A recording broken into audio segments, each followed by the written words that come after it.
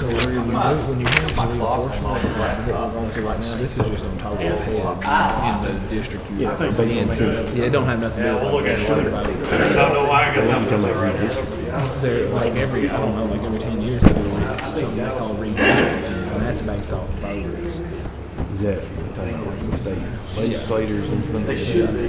And the reason why she is confined and kind of a mess is because she has 2 congressional districts in her district because they grabbed her, and that was Robert Earl because he was really good friends with Richie. So yeah, so they come down into Auburn and South Union and grab a little bit of that. So regardless of any of her growth, that has to stay in. So you know, you can't go like that because you'll lose, you know. She has to keep Guthrie in her district.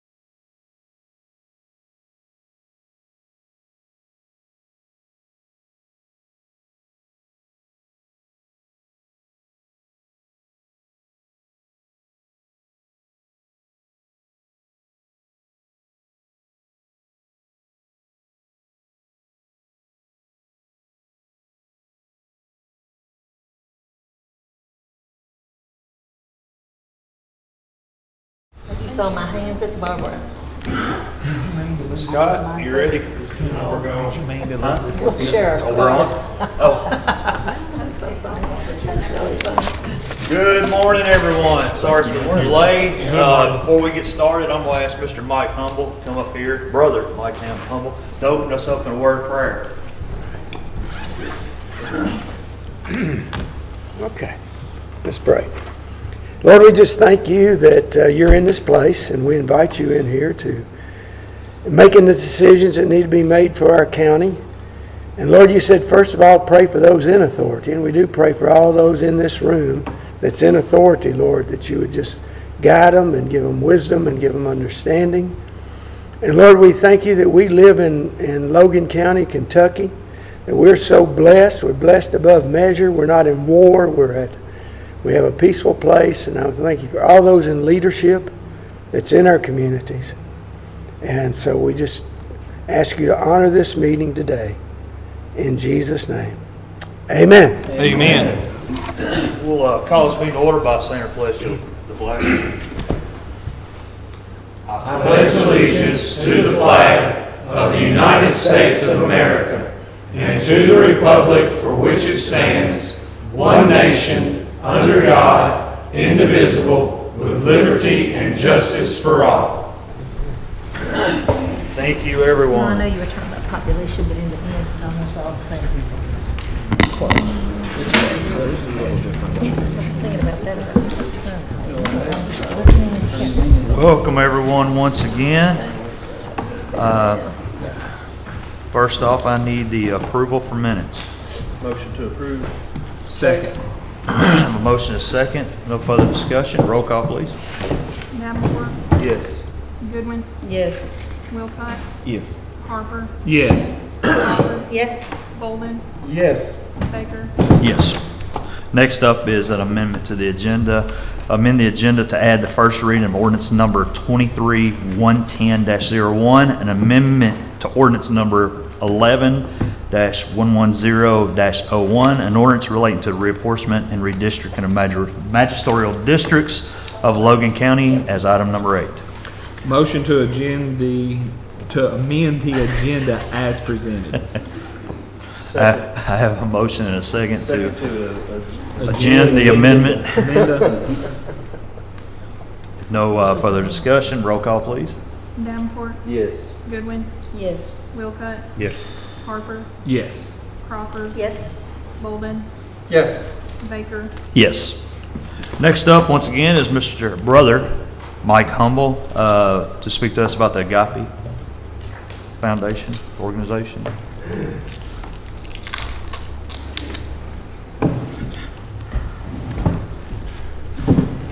Thank you all. Good morning, sir. I have Teresa Ritchie with me. She's one of our morning, chaplains and also has a report for us if she could pass it out. We're here today talking about our burden bearer chaplaincy program. And usually we come up and drop something. Thank you. Ask for some funding, but it's been 2 years since we've been up, so we wanted to come up and she's got some, can share a little bit about what our expenses are in chaplaincy program that we have. We've been doing the chaplaincy since 2002. Our first cause was in 2002 here in Logan County. And it's been very unique because most places don't have chaplain programs like we do in this county, to where we cover all of our first responders. And we go to FARs and on scene with deaths a lot of times, and with the sheriff's department and different ones. And so we certainly appreciate an opportunity to share a little bit. Teresa can go over some of this on this that she passed out here, some of our expenses. She's our office manager and treasurer. Good morning. Good morning. So I want to call your attention first to the bottom of the page. You're going to see that from January to July of this year, chaplains have been paged out. That means we have been actually called out with active 911 237 times.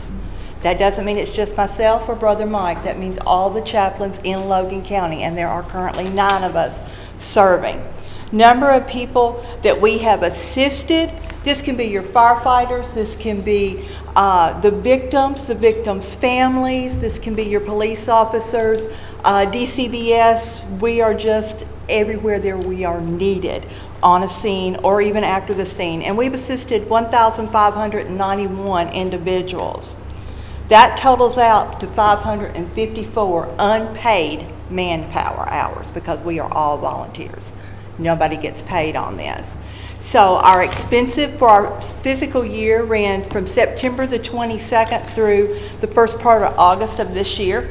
We're at $12,532. You can see that one of our biggest expenses is our liability insurance.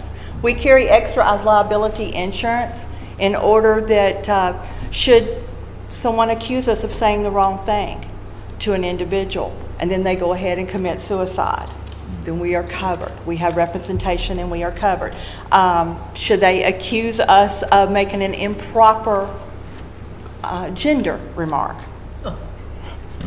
and we see it every day, then we are covered. So our liability insurance is very important to us. We have accident insurance, and that covers us if we go out and it's icy and our car slides off the road or we take a fall, then we are covered with that also. Our active 911 is how we are sent out on calls, and that comes through being paged out through our EOC. Then we have our radio rentals for 3 of our chaplains. We attend International Conference of Police Chaplains. That is a yearly due. That is where we get a lot of our training. That is a certified training that allows us to hold the positions we hold. Kentucky Federation of Fire Chaplains, that again is a certified position, and we do go to training on that yearly, and then a lot of that can also be done online. We have a lot of indigent expenditures, and when I say indigent, that's going to be your transits coming through, that's going to be your homeless, that's going to be just about anything that nobody knows what to do with, okay? That falls back on the chaplains. So recently, we have had a family of 11 people in a vehicle at Walmart. Brother Mike and Miss Humble were called out to that. So you had a mom, a dad, and 11 kids living in the back of a car, well, SUV. So we ended up working with DCBS. We bought them food for that family. They had not eaten all day long. The kids were actually eating powdered drink mix out of their hand. And there was 11 children in that household. Youngest was 1, oldest was 16, correct? and they had come from Illinois and decided to camp out in our Walmart parking lot. So we had to buy food for them, and so went up to Burger King, bought them some food. That was like $132 to buy food for 11 people. Then we had to put them in motels. We had to have 3 rooms because it was that many people. There's a limit to how many can stay in a motel room. Then we ended up having to help them get some fuel so they could go to their next destination because they were looking to move forward. Actually going into Clarksville or Hopkinsville where they had a family member. I recently took care of a family of 5, and that was the same situation. Homeless, had been evicted, had traveled out of state, come back, couldn't stay in Logan County where they aimed to stay with family, and family couldn't take care of them for various reasons. So that was 2 rooms that night that we had to put them up, plus food, and taking care of them. Chaplains have a lot of travel expense because we are in and out. We travel for trainings. We travel on our personal expenses, also going places. And then our hydration. Hydration is when we come to those emergency scenes and we take out that water, that Gatorade. We're on a long scene, a hostage scene. I was with the sheriff on a hostage scene. We brought in food. We brought sandwiches. We bring in snacks of all forms and fashions, and we stay. As long as they will allow us to stay away and safe at the scene, we'll stay with our first responders, no matter what the situation will be. So that gives you just a little rundown, a short snippet. I've passed out a brochure that has our chaplain pictures on there of who's with which county, and that's just a request for Logan County. That doesn't include any other county. Can I ask a question? Sure. How many people that you help are repeat? We try not to do repeat. We may get caught between chaplains once or twice, but we share information. The information that comes back down through our active 911, a lot of times will give us a family name, and we'll check with another chaplain. Whoever took that call first time around, did you help Janie Doe? You know, what did you do? So we don't have a lot of repeats because we definitely try to keep that to a minimum. Now, that's not to say they won't call Agape Service Foundation Yeah. and We try to got a lot get of something. repeats. That's what I'm wondering. Yeah, but under the chaplains, we have open communication because we have that active 911 and we're all able to communicate with each other and see who's Can there. you possibly, when you're dealing with these people, can you possibly direct them to a federal program? Sometimes, but not usually. No? DCBS would be where they step in when there's children, but if you've got a homeless lady who's come down here from, say, Michigan, drove down, this boyfriend she met online, now it don't work, okay? She's got a car, but she's got nowhere to go. Jesus Community Center does a fantastic job, but they stay Limited, very absolutely booked. There's no room to put anybody a lot of days, and they are the first person we will call and say, hey, I've got a lady. And ours, we want to try to relieve the police officers as soon as possible because they get tied up with these people and they may get a call. So they page us out pretty quick to come out and see what we can deal with. That's wonderful. Yeah, we work right side by We side. work very close with them. Sure do. Anybody else got any questions? Questions, thoughts? Well, that was wonderful. I appreciate that, and I appreciate what you do. Thank you. Absolutely. Our church has a lot of people come to our door, Yes. and sometimes we call you all, Yeah. sometimes we just call the Ministerial Right, Association right. in Russellville, Auburn. Sure. And now it's starting up one. Yeah. I've always admired y'all and Mike and Janice. Y'all do so great. Today's world is so political. You know, Oh, my. Today's world is so political, and it's good to have an organization that's No. don't take one side, don't take the other side, and don't campaign for this person, that person, and all the work y'all do, and just keeps, keep people Thank you. in need. And it's good to have godly Christian people that do that. We'll I also go appreciate out to y'all. the hospital if there's been an Yeah. auto accident and there's someone severely injured, deceased, a child involved, then we'll go to the hospital and we'll stay for that family as long as we need to No, I stay. was paged out on suicide attempt just, a couple of nights ago, I think. And someone had tried to kill themselves, hospital. What are your percentages of, in the suicide thing? Have you got pretty good returns on your efforts to Well- prevent people from being that despaired? Sometimes, well, I think so. It's hard to judge that. No, of course, unless- But it is, we go through specialized training, and some of the training we go to deals with dealing with suicidal subject, talking to them, how to talk to them, things like that. And then we will always request that they go forward, whether it be life skills or they already Yeah, have a somewhere you counselor, get to talk with the family, you know, look, you don't have life skills, this is what we need to do in the morning, you know, so we can go forward. Sometimes nighttime is when the darkest of the time, Oh, it's always the darkest. and so that's when we see a whole lot. So we're out a lot at 1, 2, 3 o'clock in the morning. How much are y'all requesting? You know, I guess I should be more prepared on that. Well, we're having some technical issues right now. We're just trying to look up what we've, Yeah. Was what it we have budgeted this 1,500 or year. 2,000? We haven't made a request in 2 fiscal years. Well, And I think the last request was around $2,000.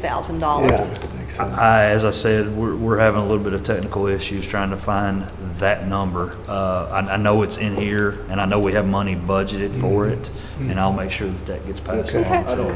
We appreciate Well, I it. just appreciate it and appreciate you letting us come up and talk to you. Thank you for this, Yeah. because this is a public forum for our county, and if people want to hear what you just said, it's available. Yeah. Probably no other format is this public forum. Okay. I totally support what you're doing, so Thank when you. Mr. Baker, the judge, comes up with that number, I'll support it. So, Okay. Well, I sure appreciate it. Thank you so much. Thank you all. Thank you. Thank you. Appreciate all of it. Turn up the chair. Your chair. Oh, that's right. I forgot. I brought you a chair. a chair. A chair. A chair. That was Doc Beecham's chair. Anybody in here ever heard of Doc Beecham? Oh, yeah. So that was his chair. Faye Clark had that chair, and she recently passed away, and we received that chair.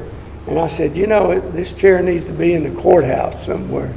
Because if you remember Doc Beecham, if you got a job with the state, you had to always see Doc Beecham. You know, it was the way it was back in That those was days. 60s. And, back in the days. Young years. Yeah, young years, yeah. Yeah, so I brought this, man, we put it somewhere in the courthouse, and it's got a thing on there, but that was Doc Beecham's chair. Thank you. Yeah, you're more than welcome, yes. Thank you. We certainly appreciate everything you do, and as I said, I'll look up the number and I'll get it.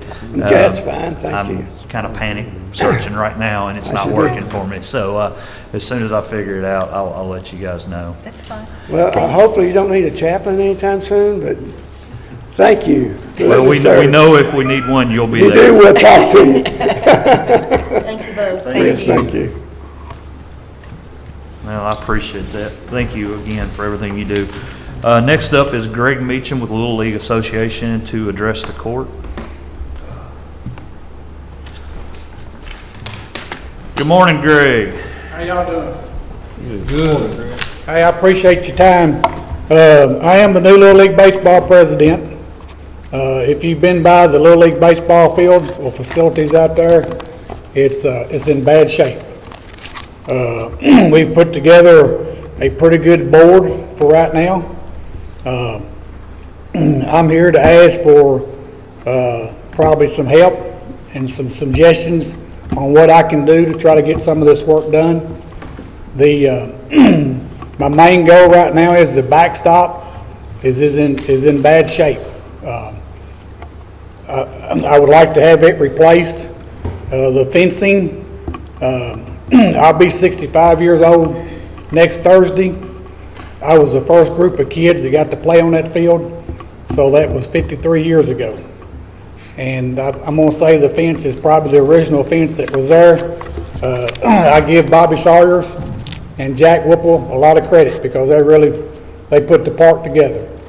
I do have some quotes here, for material for fencing, the backstop, and for a new scoreboard.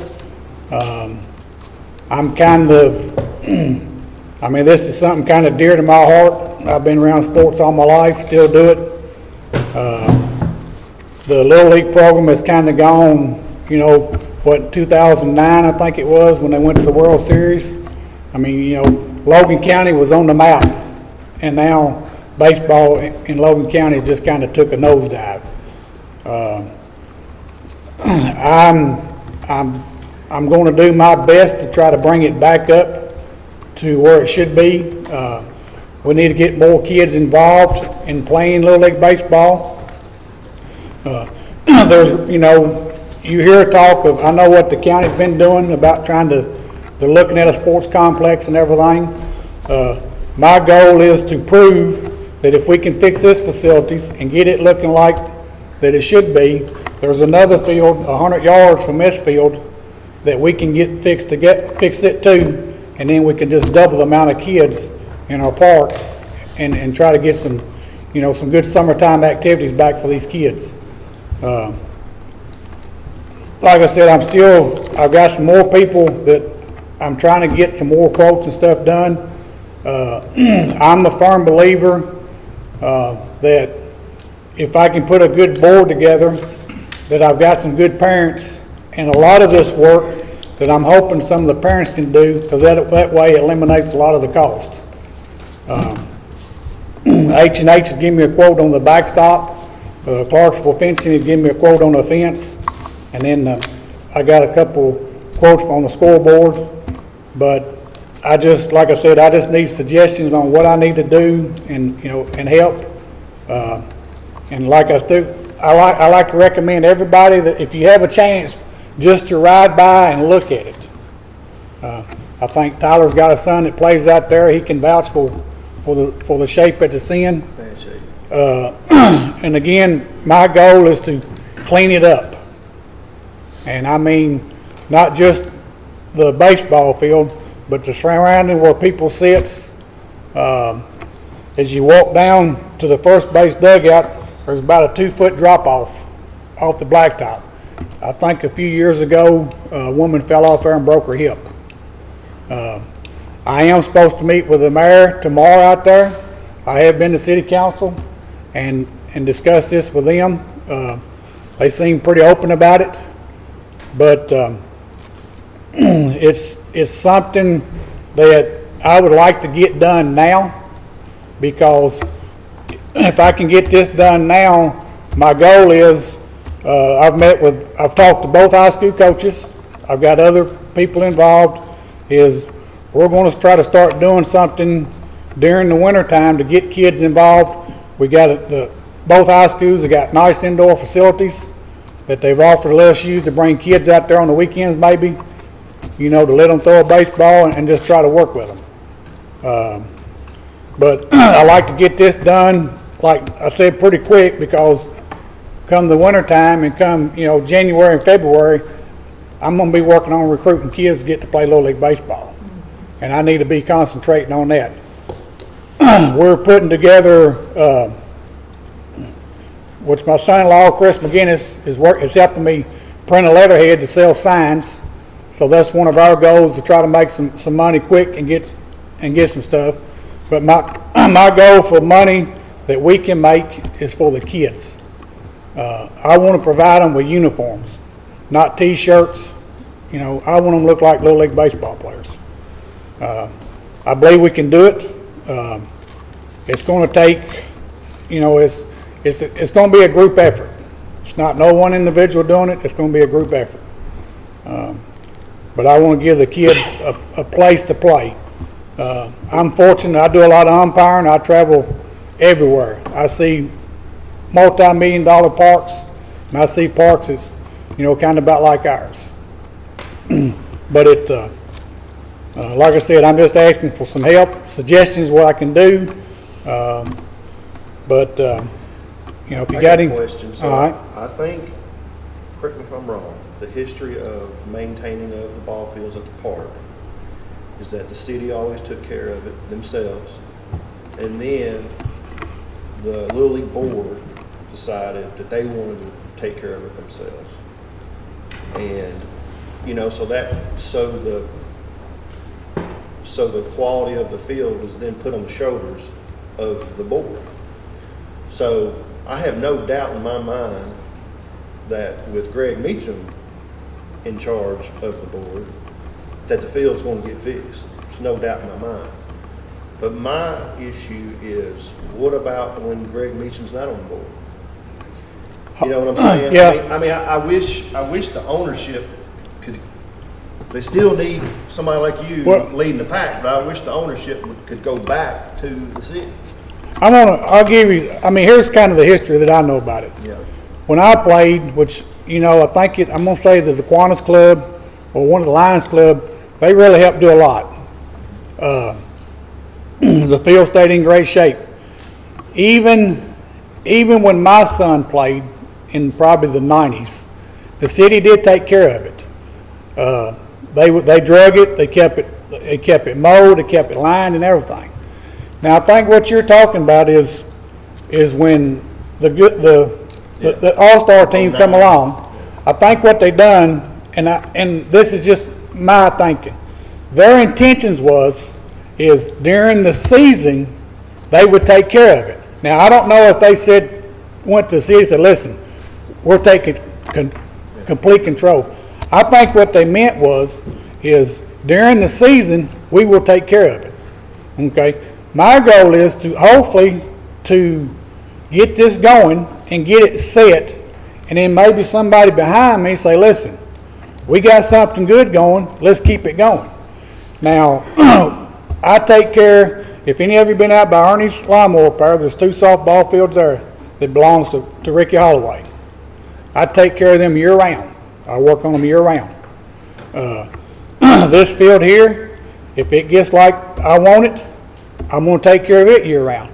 But what I'm going to say, I would say to y'all and the city is, let's work together when Little League season is over with and we're done playing ball, because like I said, I want my fence full of signs. I want a sign on every fence out there. When my Little League's over with, I'm taking my signs down so they don't sit out there and rot, wind blow them off. Next year, they're nice and clean, I put them back on the fence. But I want the city to work with me and me work with the city and the county. I'll probably even go, I'll go out there, I'm going to say probably, I'll go once a month and keep the field drugged. I'm kind of, if I'm going to do something, I want to do it the right way. I'm looking at a drag machine, Adam Holloway bought me a drag machine that I drag them ball fields with out there. As a matter of fact, the last 3 years, Ethan Holloway has paid me to go work on the Little League field so the kids would have a place to play. And I would go out there, I didn't work on it, every day, but I got it, for a couple of years, good enough shape for them to play on. And I appreciate him and for what they do. But I'll make sure it's maintained. And like I said, I want to work with the city and the county and let them know that, hey, when the season's over with, which now I go out there, I've been going out there doing work on it my own self now. And I do notice that the city sends their employees out there, they're picking trash up out of the dugouts, they keep the restrooms in the new concession stand, they keep them good and clean. And if you've been there, I'm not for sure, but I was told they spent probably $200,000 on lights. The lighting system is fabulous. That's something that's needed to be done for years. But now the lighting just overpowers what the facility. Y'all know what it is, but like I said, I'm hoping that I'm gonna take control of this, and I'm hoping that there's going to be somebody behind me say, listen, we got a good thing going, and before I turn this over to somebody, I want to make sure it's in good hands. I feel like when you turn it over to somebody, it needs to be turned over to the city. The park. That's what I mean. Kind of what I meant was like, if I were to step down as Little League president, Yeah. the next Little League president, I'm going to say, here's what we done, now here's what you keep doing. But I'm like you, it needs to be, the city needs to step up and help and keep it. So, I think, so the quotes, I think that once you get a commitment from the city of what they can afford, what they can do, once you get a commitment from them, since they own the field, and And then, but the end goal, like you said, is, you know, it's about the kids in the community. We want it to be nice. We want kids to be proud of what they're playing on. And it's just, like you said, my kids out there playing this summer, and you can't slide out there because you'll wind up with a scraped up leg because it's just so rough, you know. And but not there's nothing wrong with kids having boo-boos, you know, but at the same time, it's pretty rough. But once you know a commitment from the city and what they're willing to do towards all of that, and then you know, subtract the $25,000. You know, ask them if they're going to use the $25,000 we give them a year for a special project. Ask them if they're going to put all those funds towards this project you're trying to do, and then once you add all it together, you know, see what's left and see what we can afford to do. You know, but I think that, and you've met with the city, and have they given you any commitment yet as to what their funding wise they're going to spend on it? They told me that I think their budget was already set. I think it come back up maybe September. I'm not for sure. They can amend their budget. Right. And like I said, I was supposed to meet with Mark week before last, and then last week he didn't show, or something must have come up. I was out of town last week, but we've got a date tomorrow at 10 o'clock to meet. Well, Mr. Mitchum mentioned to Mark, you know, the county funds special projects to each of the cities. Yeah. And the one for Russellville, if our memory serves me correct, is $25,000. So unless that's already been spoken for, I would say there's your first pool of opportunity, you know, but we don't put any restrictions on that for the cities. They come to us and they say, hey, we're going to do X, and it's going to cost $18,000, and then we're also going to do this, and that's 12, and we're asking for the $25,000. No. And I know that added up to 30. I'm just using that for an example, but you know what I'm saying. Yes, sir. And so you could put a bug in Mayor Mark's ear tomorrow and just say, hey, the funds that are designated for special projects for the Russellville Logan County Park of $25,000, I would like to use that, and that doesn't affect his budget. He doesn't have to go back and amend his budget. It should be clean and simple, unless they have something already in mind. So, you know, there's $25,000. Isn't that right? Yeah. Are there Little League programs in all the cities? They play in Lewisburg. They're not Russellville. Logan County is only sanctioned Little League. The sanctioned district of this area is Logan County and Todd County. Now they play Little League in Todd County, and they play Little League in Lewisburg. We're having a board meeting tomorrow night. I've invited the guy from Todd County. I need to try to find out who's over in charge of the Lewisburg League. I want to work with them, and that's the reason why I've got the high school coaches coming, because there's middle school baseball. A lot of kids that play middle school baseball should be playing Little League baseball, but they'd rather play middle school instead of Little League, but they're not playing middle school, they're just sitting and watching. So the high school coaches are willing to work with us to try to get it where their kids can play both, you know. You don't have a sanctioned league in Auburn? No, ma'am. They used to. They used to play Little League, but as far as I know, the only sanction, when I played Little League, the sanction was Russellville Little League. That's what it was. So if a child wanted to play Little League in Logan County, they'd have to come to Russellville? Sanction. They have No, to play sanction. To play sanction is just like if you want to take a chance of playing in the Little League World Series, you got to play sanction Little League. That's what I'm asking. Yeah, but now as far That's as a Little League team and all. Yeah. It's just not sanctioned. And they do. They play Little League in Auburn every year. But like Auburn wouldn't be sanctioned. It wouldn't be. That's right. But Logan County. But Auburn has their own board. They have their own. But I'm not for sure if they have a Little League program anymore. I know they do coach pitch and sling pitch. But as far as Little League Baseball, I know they got a board. yeah, oh, they got, yeah, That's Lewisburg's. okay, I appreciate that. I think right now, I think the best bet would be figure out what Mark's gonna do. Yeah. And come see me, and then you and I can sit down and talk about it, and then I can talk to the board or the magistrates here, and we can go from there and see what's left. Hey, again, I appreciate your time and hopefully get some help. Hey, come back. No problem. Thank I you, will. thank I'll you, be back. Greg. Hey, I'm not gonna let this die. I know All you right? ain't. If you know who I am, I'm not gonna let it die. I Yes, have ma'am. zero doubt. Speaking up for children and children's needs and getting our children Yeah. active is never going to be questioned. No, It's just a matter of the and money. that's my goal. That's my goal. Okay. All right, thank you. Thank you, Greg, thank you for your work, Appreciate what Little you're League. doing. Next up is approve the bills and the supplement bill list. So moved. Second. Have a motion, a second, any discussion? How many more jail payments do we have? You beat me to it. Pay off in September of next year. Sweet. One more. Or we make 2 payments a year, 1 or 2? We make the principal payment and Principal the interest. and interest payment in August to September and another interest payment in the spring. So we'll actually have 2 more. Good. And the jail will be ours. Well, on the bill list, if you Yeah. go to page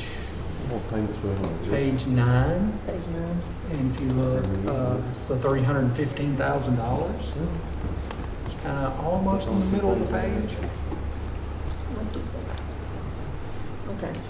That $315,000, that's a jail bond payment. I knew we were getting close, I just couldn't remember. So this is the last year? No, next year. Next year. Next year. This time next year will be the last payment. Oh, wonderful. That's a big. 2 more after this one. Okay, thank you for asking a question like that. I'm grateful. All right, is there any further discussion? If not, roll call. Davenport, Yes. Goodwin, Yes. Wilcutt, Yes. Harper, Yes. Crawford, Yes. Bolden, Yes. Baker. Yes. Do we not have a treasurer's report? That's at the bottom. Oh, sorry, you moved it on me. I was not prepared for that. All right, next up is road work request. District 1, Stevenson Mill Road, just need to get some rock on the sides or some drop offs. On my side, you can leave Thomas's side alone. But, no. And Van Houten Road, which is, we share some Yes, of we it. do. There's a cavity, underneath around where there was a hole in the road and we just need to get that filled in. Van well. Houten?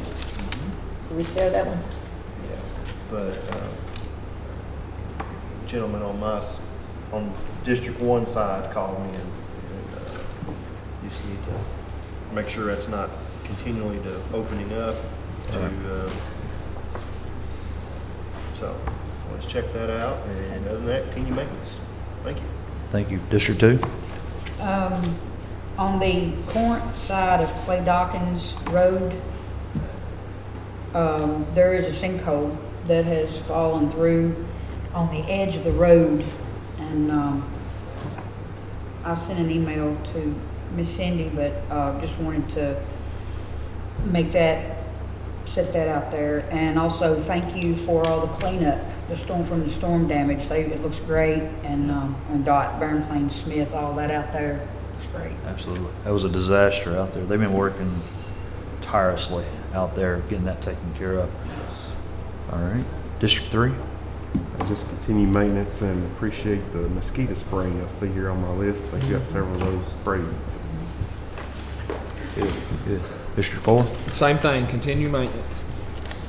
District 5? I have nothing to add except to ditto Chris. We had lots of mosquito spraying and I am very grateful. And a lot of people have called to say thank you. Good deal. District 6? On the T-Gram Road at the very end, there's a spot right in the center of the road where the gravel is coming up through the pavement. It probably needs to be cut out and patched. It's probably 4 foot by 6 foot, 5 by 5, something like that.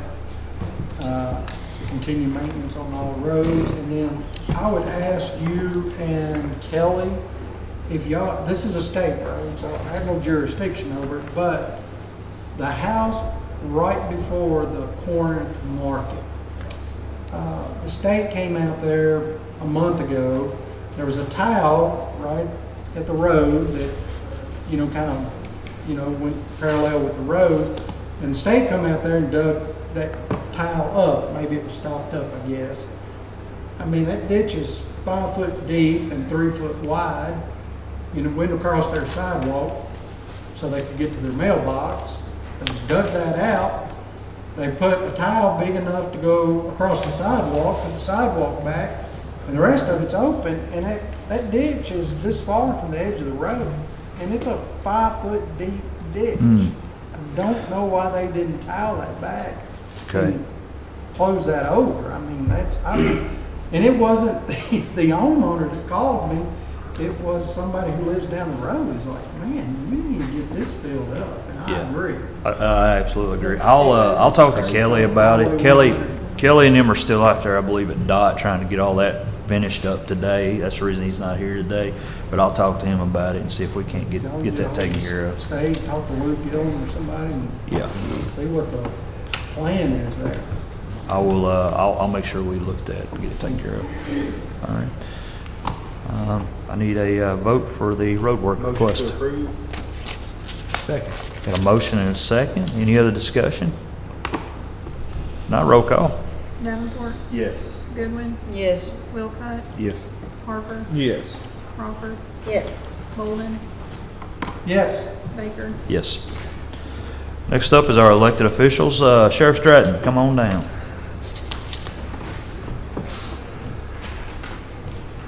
Good morning. Morning.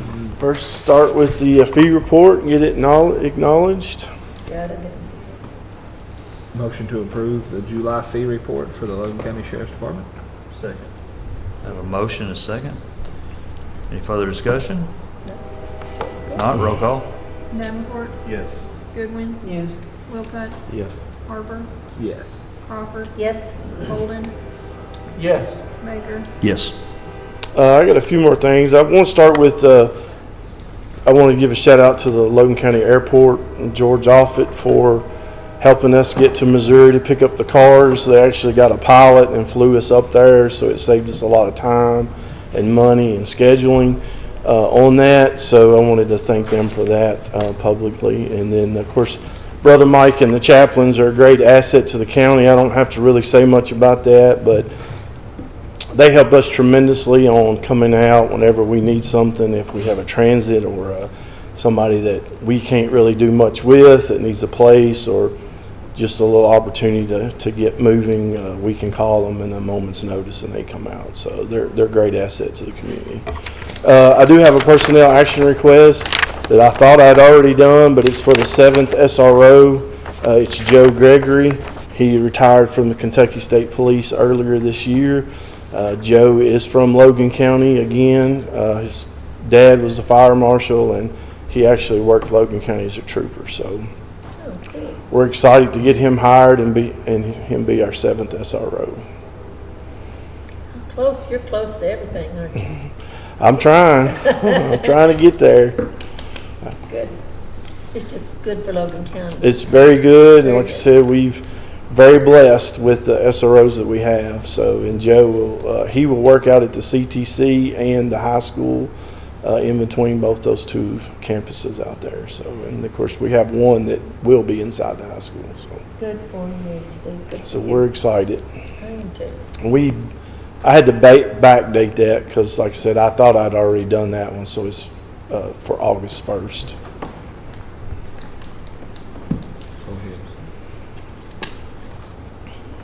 Now I need to know how to say this right. I want to do this one, but I always have to tell me, you have to say it this way, so. Do it to it. Rock and roll. All right. I make a motion that we accept the personnel action request by Sheriff Steve Stratton to employ Joe Gregory as their 7th SRO officer.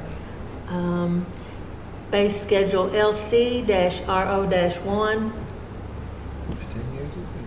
15 years experience. Correct. I have a mo- Now I have a motion and a second. Is there any other discussion? Not roll call? Getting these officers in the schools. Retroactive to what day? August 1st. August 1st. Oh, Yeah. retroactive to August 1st. Because I, Okay, I'll still second that. And yes. I will soon not have to ask them the specific manner of making these things, but I really do You support did what you're doing. fantastic. Oh, thank you, thank you. Goodwin, Yes. Wilcott, yes. Harper, Yes. Crawford, Yes. Bolden, Yes. Baker. Yes, That's it. that's it. Thank you. All right, now we have the clerk's office. Stacy is laying on a beach somewhere, so Pam is here to take her place. I hope she's watching, and I hope it's raining on her right now. She didn't take you with her? No, she didn't That's take me messed with up. her. Yeah, I thought it was messed up myself, but anyway, there we have it. I'm just here to ask you to acknowledge the fee report. So moved. Second. Any other discussion? Not roll call, please.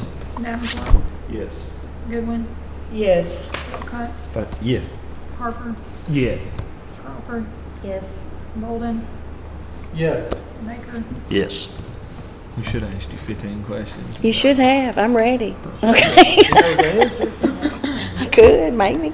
Is there anything else? I believe that's it. Pam, All thank right. you. All right, thank y'all. Next up, Jailer Joshua Toomey.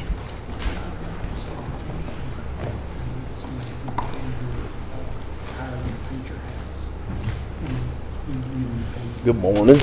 Morning, sir. I'd like to echo about Brother Mike and the burden bearers. Of course, he come out and responded and assisted us a lot when I was with the Sheriff's Department, and he does so at the jail as well. Unfortunate, it's never easy for a death notification. They assist, helping coordinate for visitation for a funeral, a private viewing. I think that's the right thing to do. He assists with that as he organizes churches, church groups and things to come to the jail to minister. I can't thank him enough. The man wears many hats. So, but thank you, Brother Mike. Our count as of this morning was 170 total, and us, along with Simpson County, starting the skydive program. I just wanted to tell you, we've got 7 enrolled in college classes of our Class D inmates, and they will start next week. What was the name of that again? Skydive. I thought I heard that right. Yeah, that wasn't my catchy title. That was somebody else's. But caught me off guard. That but wasn't the what I thought it skydive was. program for the college classes through the technical school in Simpson County, but between they've got that started, and we're one of the first 2 jails to start that college program such as that in this area. And but like I said, we've got 7 gentlemen that are signed up, and they will start next week. And then I've passed out some documents. I'm not sure which one we want to tackle first, but if we want to talk about I've got 2 quotes for engines. We have got a 2009 Ford F-250 Super Duty 4-wheel drive, 4-door, good-looking body. Unfortunately, it needs an engine, but the rest of it looks good. Low miles on it. I've gotten some quotes together. Some of you that's more mechanically inclined than me, such as the judge or Jasper is one of them. Yeah, with the Jasper quote, there's 2 options. The first one for the 5300 is with the VVT delete. The other one is without. Be my suggestion that we go with that for the simple fact that extends the life of these engines, getting rid of that. And that was what was recommended by every mechanic I talked to as well. So Exactly. Which one was that again? the VVT delete model from the Jasper engines and transmissions. The fourth page on the Jasper quote. Okay, fourth. Baker's garage. Yes. Yeah, I put it right behind everything else I've got working on. We can have it done in 2048.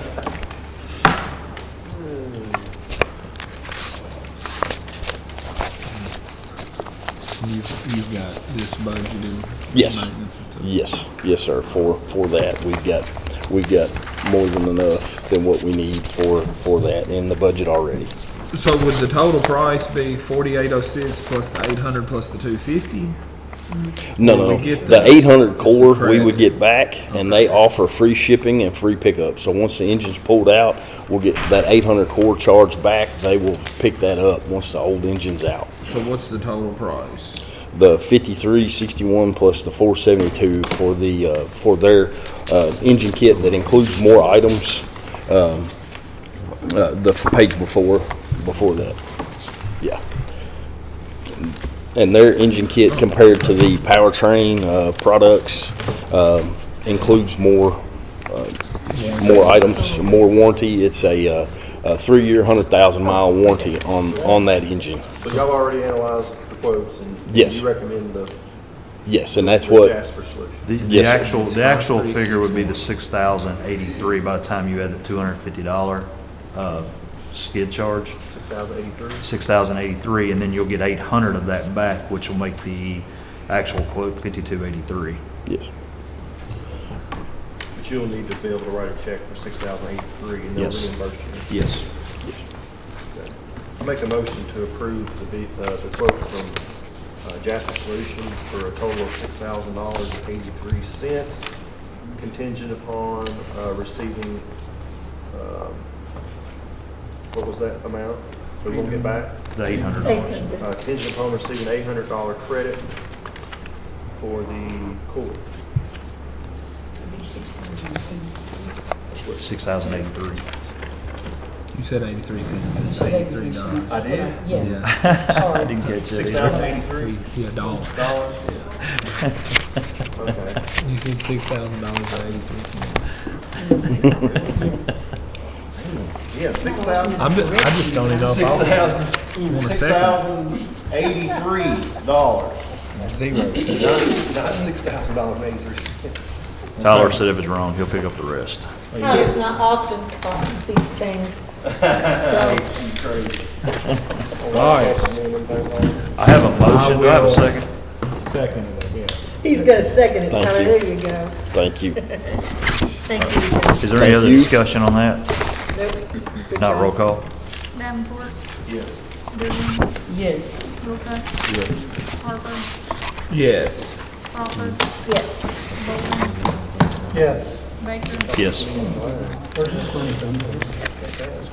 It's It was it's in the budget, sir, under vehicle maintenance. We've got more than that amount. Yes, sir. So you're getting in good shape too. Yes, ma'am. And I have one other item. Oh, Also, the money's in the budget. We are in dire need of some new portables at the jail. We've got some old analog portables that aren't as quality as the Next Edge, Kenwood Next Edge, such as the Sheriff's Department uses, and we've got a couple, but we are in dire need of those radios. I've got those quotes here, and from Wilson Communication as well as VEI. They were the only two that I could find. Even looking online, nobody was selling the Kenwood Next Edge. They would quote me something that wasn't even the same brand. I couldn't tell if it was comparable, but these were the quotes that I have for you. You said no. There was There's with the VEI quotes, you had questions about it, correct? Yes, because the way I understand, talking with some of the magistrates, talking with sheriff, and that Wilson Communications has the contract and the licensing, and the only one that can program those radios. So VEI would not be able to do that. So the extra fees and things in there would be questionable. It says in his thing, set up and check, $37.50 a piece, $450. But I'm not aware, Sheriff. Maybe you can help me with that. Back when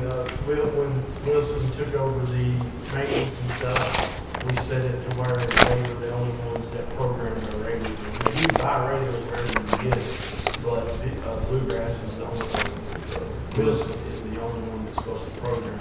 Because we had multiple people trying to program radios that we wasn't aware of.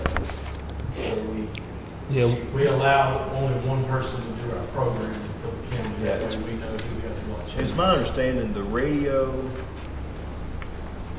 is Wilson Communication not including an upgraded battery versus what VEI's providing? I don't know what they do on those.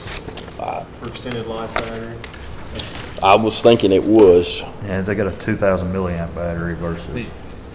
We I did don't know. agree that he was the only one to work on our radios, but I mean, we can buy them from anywhere. You can buy it anywhere. So we would have to, if we went with VEI on the radios, we would have to, Very just as a program. yeah, that initial setup and check and the trunking, and that would have to come off. We would just be buying the equipment from VEI. So the 450 would come off of VEI because we used the maintenance in Wilson. Is that what I'm understanding? That should be included with the contract that we have for him.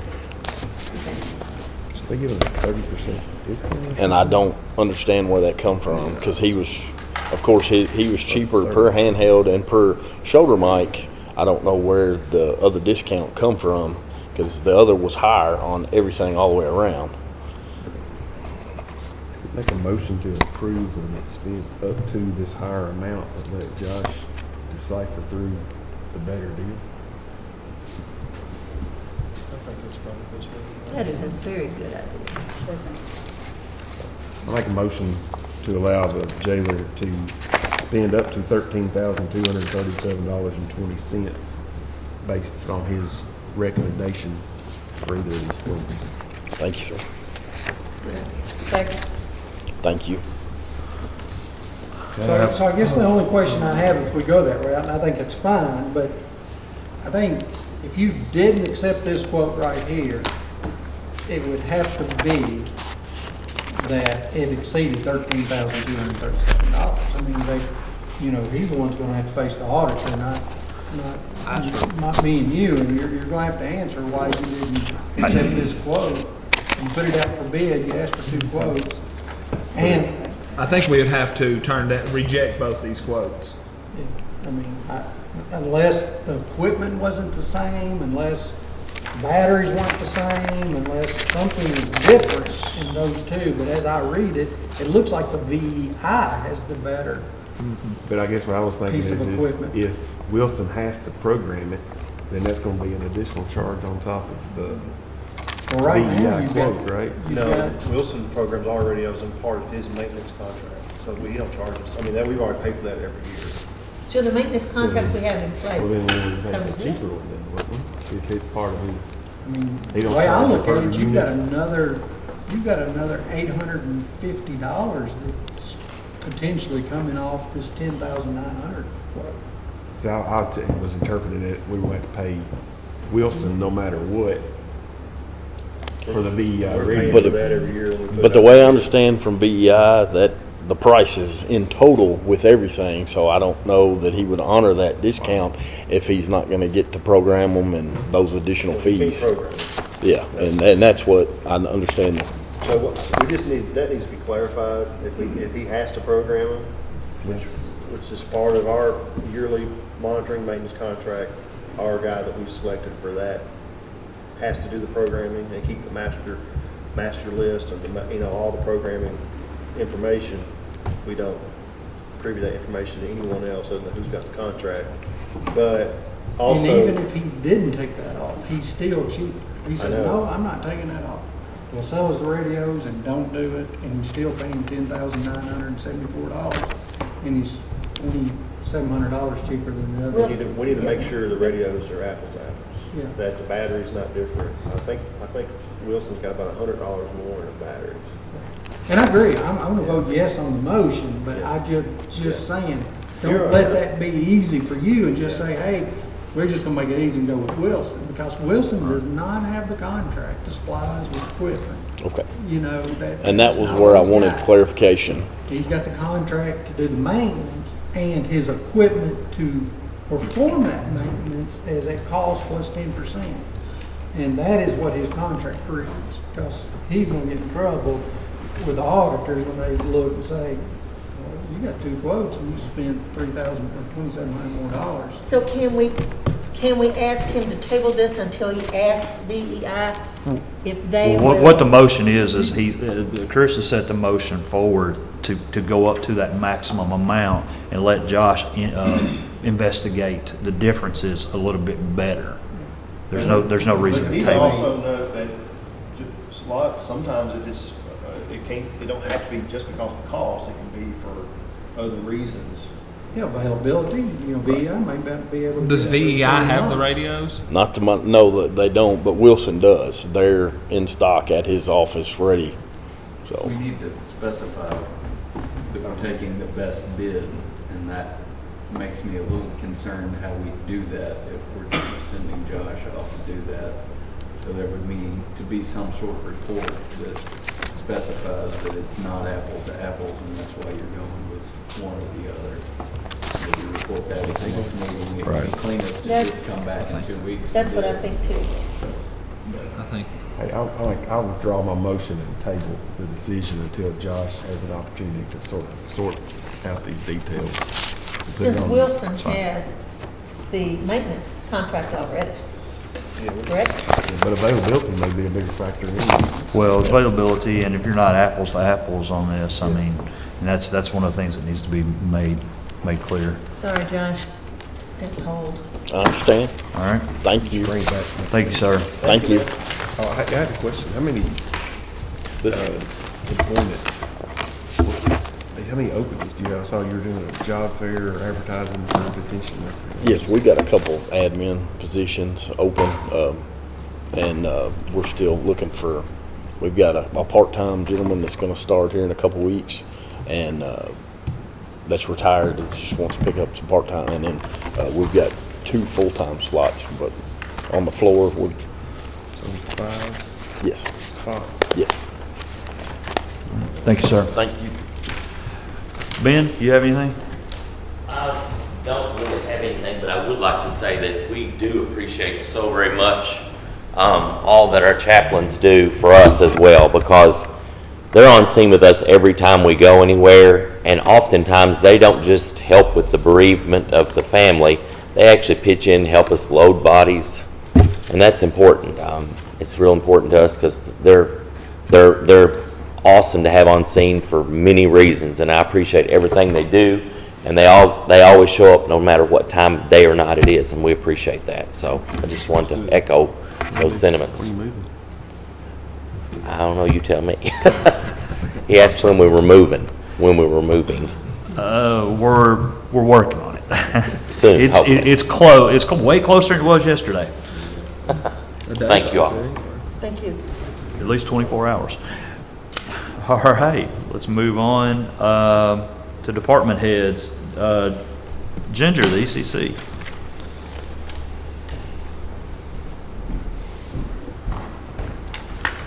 Good morning. Good morning. And I'm going to jump on the same bandwagon as everybody else. I don't know what we would do without the chaplains.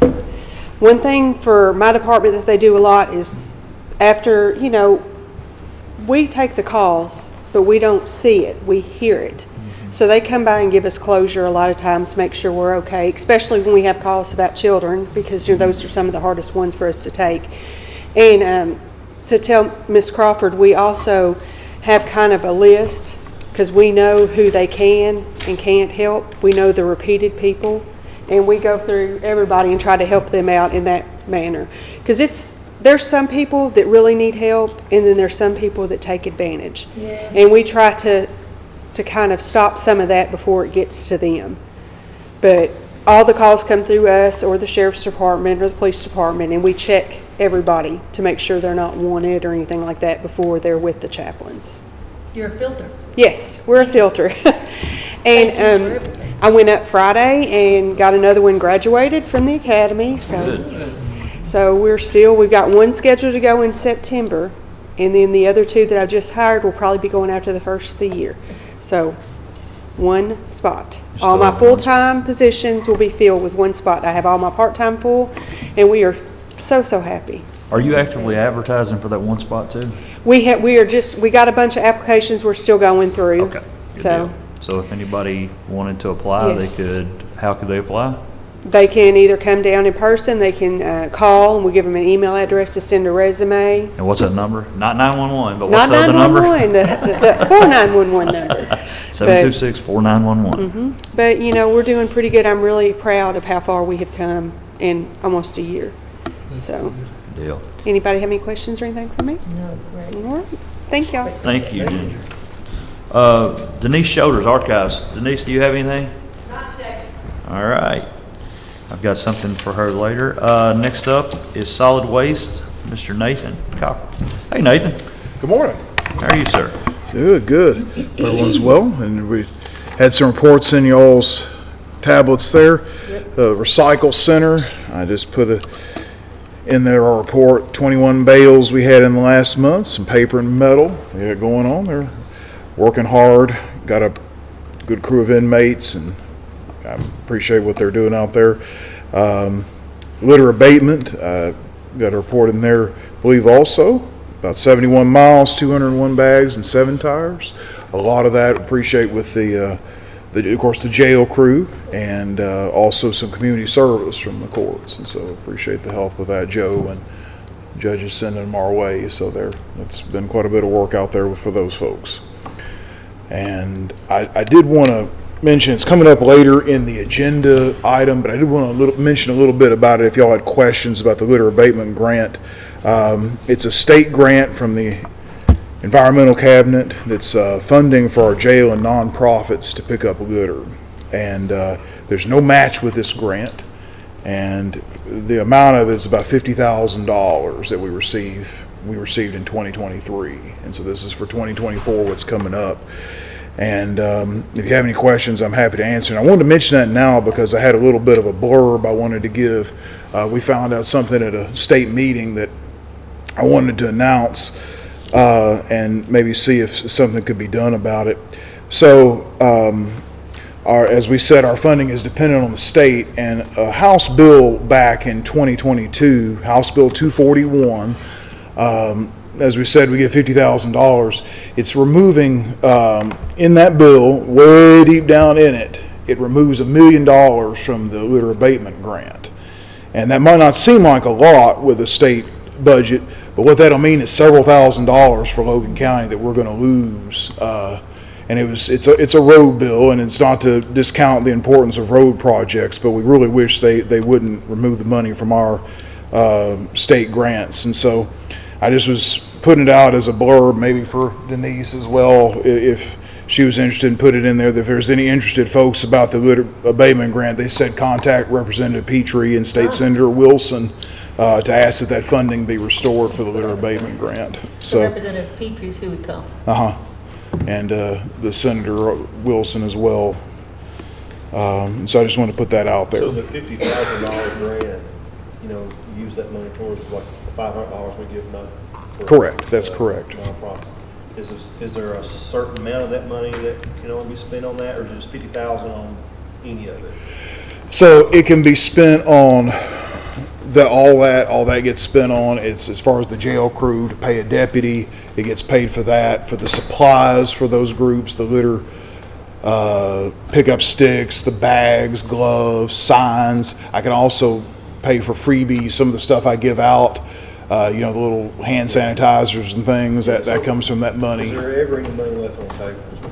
Yes, from time to time we have money. I work hard to spend it. That's one of my projects, is to spend that money, but occasionally we do have a little bit of money left over. So I guess where I'm getting at is the $500 we give the nonprofits to clean up. Mm-hmm. Do you have some space there to give them a little more? I don't. They limit. Well, what I can do, they tell me, is if I want to give them more miles, it's $100 a mile.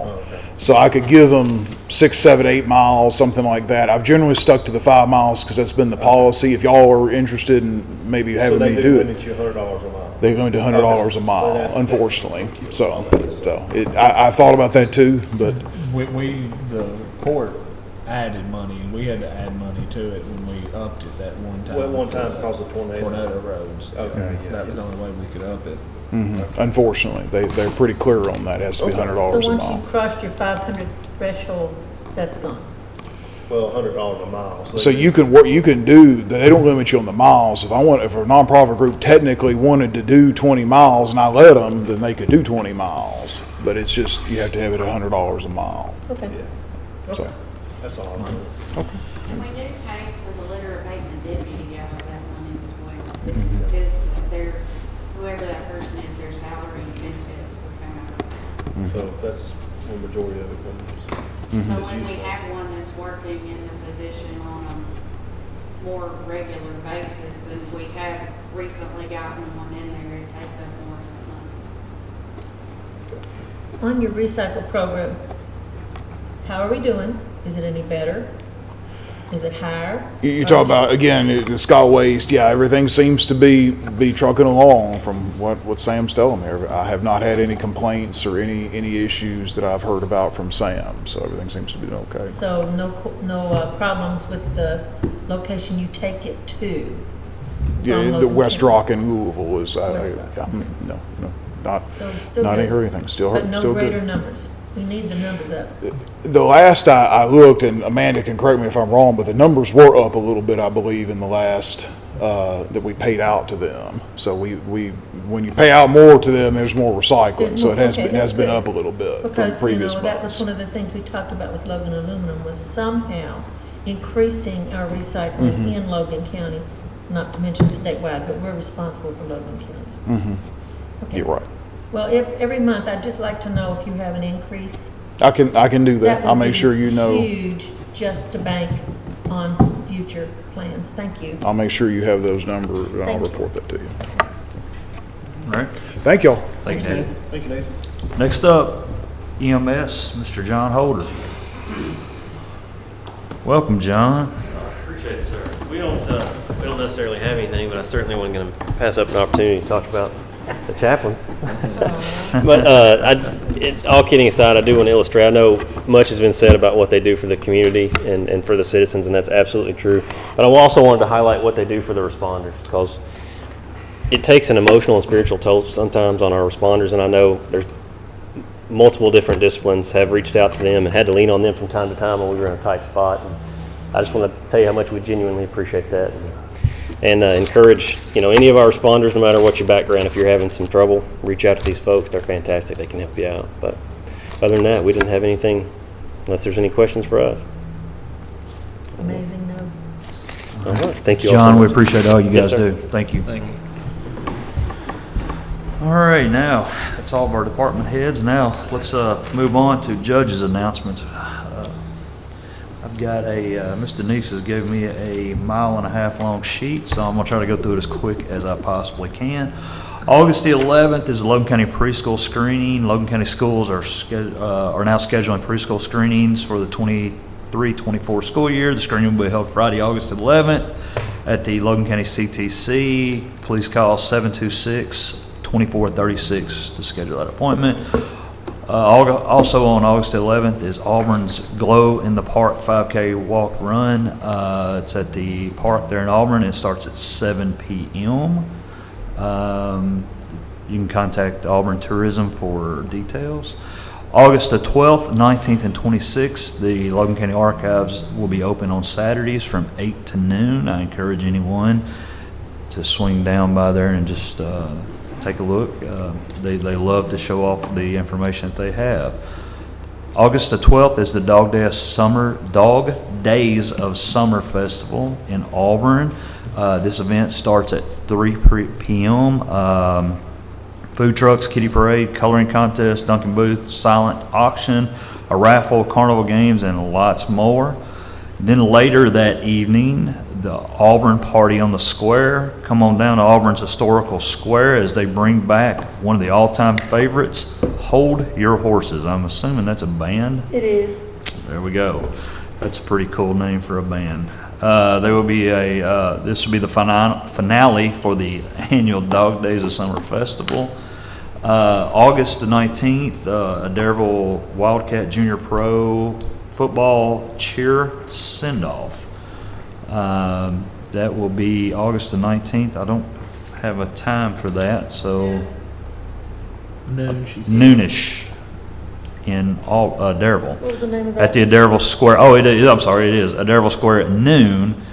They're asking everyone to come down and support that. Auburn Party on the Square. Livewire is back this month for the great music at the monthly Party on the Square concert, and that is August the 19th. Also, Adderville Trade Days on the Square. Come to Adderville for Trade Days the first and third Saturday of the month. Come on out and support the vendors and the distillery. August 26th, Logan County Clerk's office hours. That will be their Saturday for vehicle licensing and renewing tags only. They'll be open from 9:30 to 12 on August the 26th, 9:30 to 12. Then the last thing is Isaiah 117 House Expansion Presentation. There will be an official informational presentation about Isaiah 117 House, their expansion coming to Logan County on August the 27th at 3 p.m. at the Logan County Extension Office. I would encourage anyone to come that's needing information about this to please come by.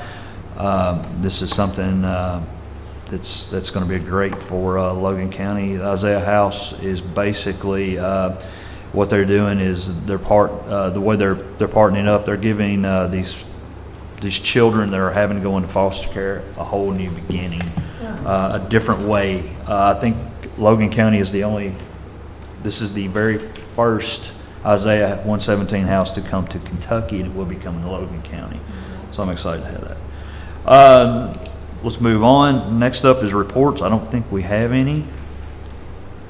No. So at this point, we'll go to citizens' participation. If anyone in the audience has anything they would like to address the court about, I ask you to come up. All right. Let's move on. Old business. Do we have any old business to discuss? Okay. I didn't have anything, so let's move on to new business. First order of business on new business, approve the Logan County soil conservation tax rate for 2023. So moved. I have a motion. Do I have a second? Second. Second by Chris. Any other discussion? If not, roll call. Davenport, Yes. Goodwin, Yes. Wilcott, Yes. Harper, Yes. Crawford, Yes. Bolden, Yes. Baker. Yes. Item number 2, approve the Logan County Mud River watershed tax rate for 2023. Motion to approve. Second. Have a motion and a second. Any other discussion? If not, roll call, please. Davenport, Yes. Goodwin, Yes.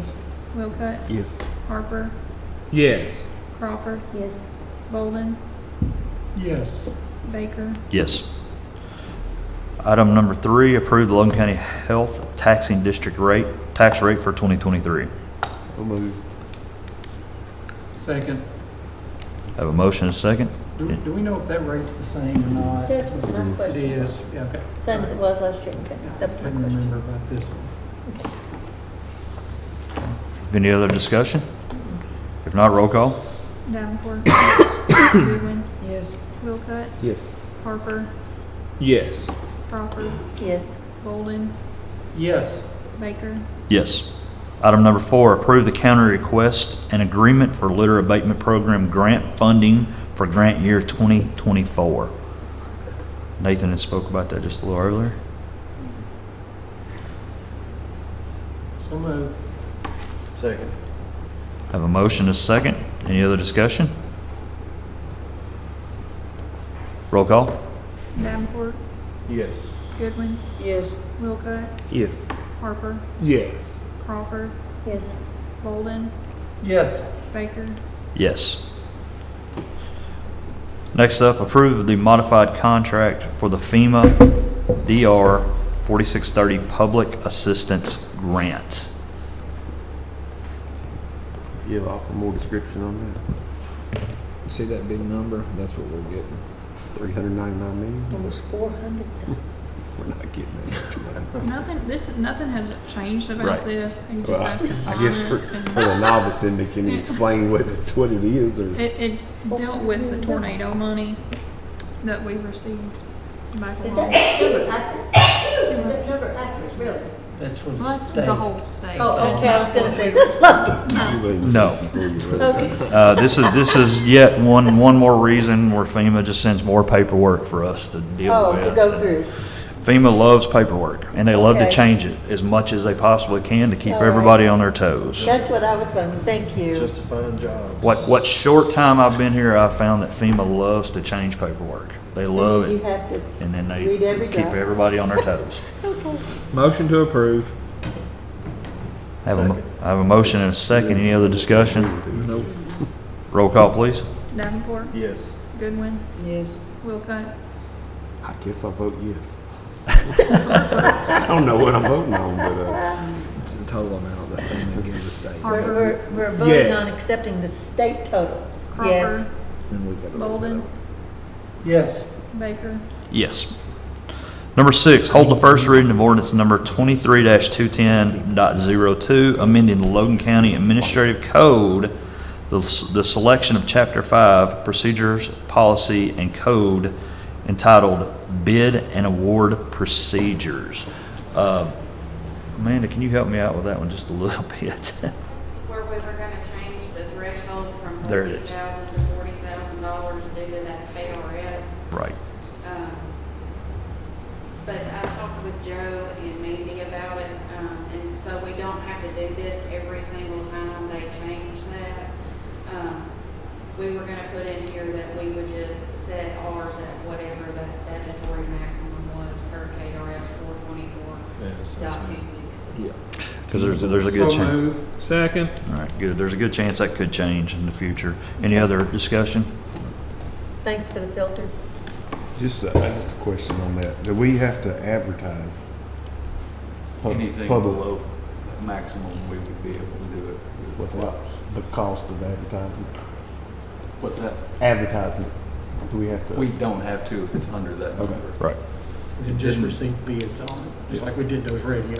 Well, you get Didn't They the could cost. just call and get a couple bids and submit it, Just but now like the it's radios. 40,000, which is the current number. Yeah, for I the just want to state make sure we didn't statute. have We to have the have cost of Right. Okay, so it's a certain level.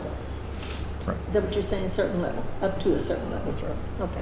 Didn't change for years and it's changed twice in the last Right. We were at 10,000. 20,000. It's changed twice in the last year. Well, it's been a couple of years, right? That's two. Twice since I've been in the industry. This just keeps us from having to come back every time and bump the number. We just follow whatever the state says, or Okay. KRS code says. Well, thanks. All for right, that I have a clarification. motion and a second. Do I have any other discussion? If not, roll call. Davenport, Yes. Goodwin, Yes. Wilcott, yes. Harper, Yes. Crawford, Yes, Bolden, Yes. Baker, Yes. so number 7's the same. All right, item number 7, bear with me, this is going to take a while. Hold the second reading of ordinance number 23-23003, the ordinance relating to certain amendments to the personnel policy and procedures, compensation plan and classified plan adopted on January 11, 2005, reflecting changes to the existing portions of light equipment operator and heavy equipment operator at the county road barn, replace an office staff position with program director and restrictive custody captain with maintenance supervisor at county detention center, creating the position of animal shelter director for the county judge executive's office and adding the approved positions list to the classification plan. Okay. Did everybody get that? That's a lot. So It in was. a nutshell, you have got, this ordinance changes a pay on heavy equipment operator, No pay. Not to pay, it's the description, the job description, a light equipment operator. correct?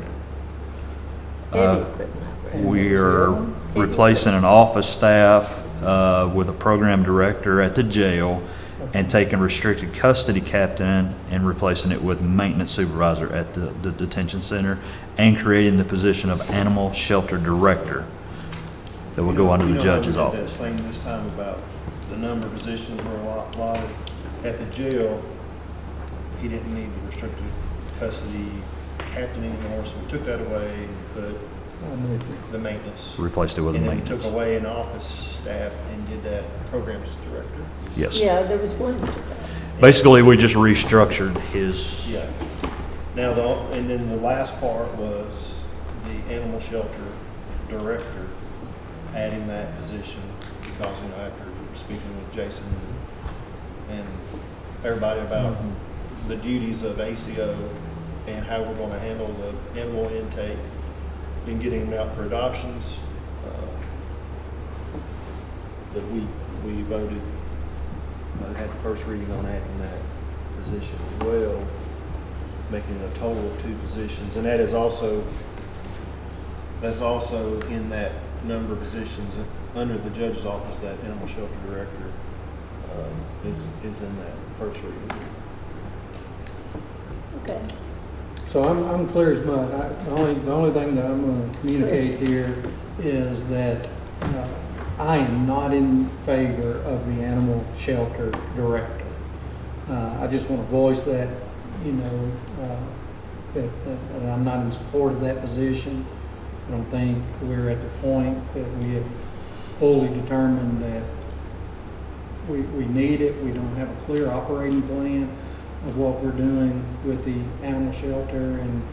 And for that being said, I think we should run it bare bones and slowly figure it out. Now, I know everybody, me included, is a little bit sweating here because we're drinking out of a fire hose, but I'm not so sure just keeping on creating and adding positions is the right thing to do.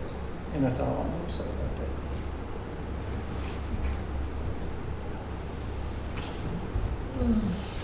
Jason, you want to add to that? Yeah, well, I mean, for 4.5 years, it's something that I've dealt with firsthand, and it's taken anywhere from 5 to 8 employees to run the shelter the way it's been ran, and we know that that's not 100% efficient.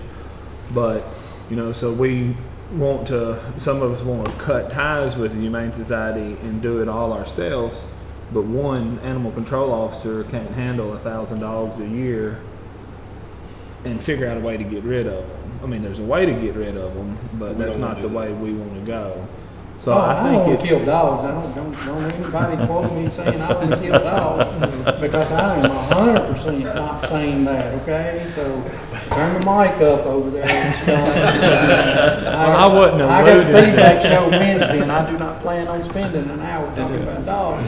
I love dogs, but my point is simply operational and financial, and it's not emotional. I just know when you don't know what your duties are and you haven't determined a clear path of how you're running something, it's kind of hard to sit there and just keep on adding positions. When I first came on court, and we did it, we probably killed a little more dogs than what maybe is happening now, but I don't know that for sure. But, we did that with one employee.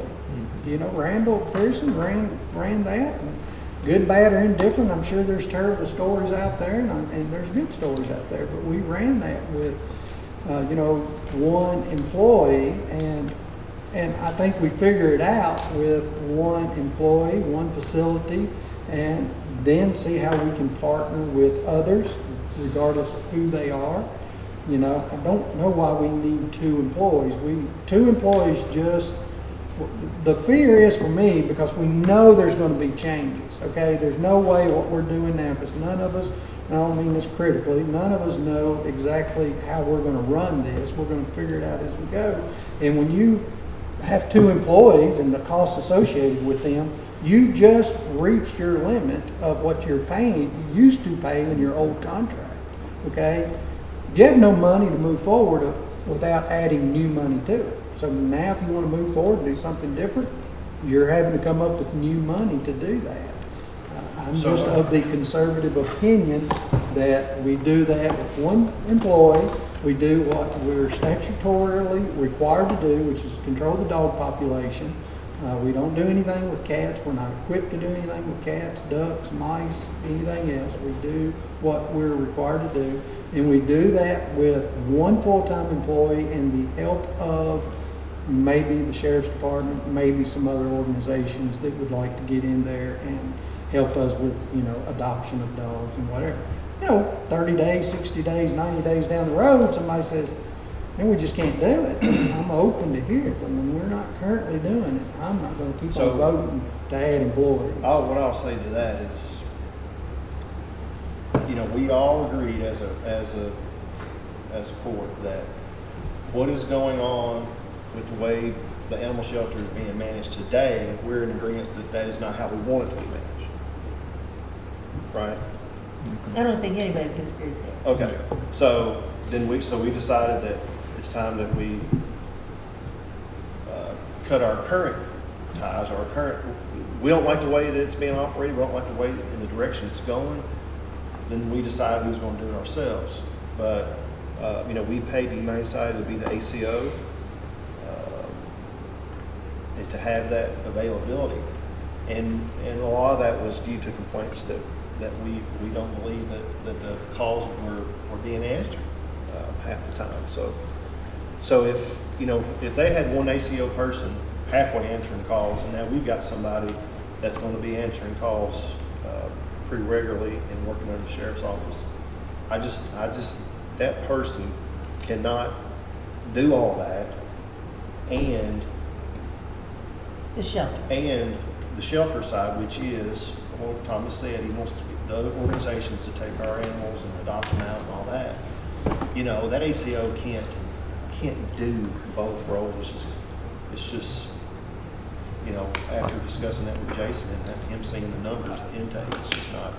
I just don't think it's feasible for one person to be able to do all I that. foresee intake going significantly down in the immediate term. It should. But But I just want to add two things. 15 years ago, if a little JoJo puppy dog got ran over, we wouldn't have spent $50 to fix. The times have changed. There's people that have spent $6,000-7,000 on an animal. People love animals more now than they did 15 years ago. So as the Humane Society has come in, and our mission at the Humane Society, we want to save every dog as long as it's financially feasible. That's what the community has saw the past 12, 15 years. We can't ever go back to anything less than that. We have set the standard. In my opinion, the standard's been set. So the county, now that we're running the animal shelter, we've got to try to, at the best we can, maintain that standard. So, it's cats, we're not, by KRS, we're not supposed to take, we don't have to, whatever that says, dogs, control the dog population. But that's something that we're going to have to look at too. So, the second thing I wanted to say is we made a huge decision in June with absolutely no plan. And we have literally tried to plan it as we go. And I feel like, I've tried to do what's best, court side and Humane Society side, to try to, keep this thing under control. And it's been a bunch. It's been a whole lot. And I promise you, there's absolutely no way one person can handle that out there, because it's 7 days a week. And he's only going to work 5 days a week. So it's a lot to think about. This position. So is this director going to work those other 2 days? No, but they're going to facilitate people too. So what do you still, and that's my plan. Jason, I hope you understand this is not a critical statement at all. I'm saying it for myself. I have no idea how the Logan County Fiscal Court is going to run the animal control facility. I have no concept. It's not in writing. It's nothing. When I sit here, I talk about an AOC officer, that makes total sense to me, because that's what I'm statutorily required to do. I remember the days when we did that, and I can see what, somebody calls, I got a, dog over here, vicious, and he's barking, I can't get out my front door, boom, you answer that call and you go get that animal. I have no idea, and I just read this for a third time, what this director position says. But I don't know what they're doing to achieve the problems that you just told me you have. What are they doing about it? We don't know. And that's my reason and why I'm not supporting at this time throwing money at a director. But 12 or 13 or 14 years ago, it was easy just to write the Humane Society a check and forget about it.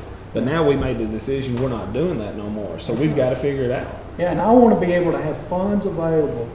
So when that right organization comes along, regardless of who it was, whether it's one we've dealt with in the past or a new one comes up in the future, you know, it's obviously going to take money to make that happen. And when that right nonprofit organization comes to us with a passion and a knowledge to know how to deal with animals and adoptions and getting them in the right homes, you know, that we would have money to give them. We're fixing to spend $120,000 that we have budgeted right there in 2 positions.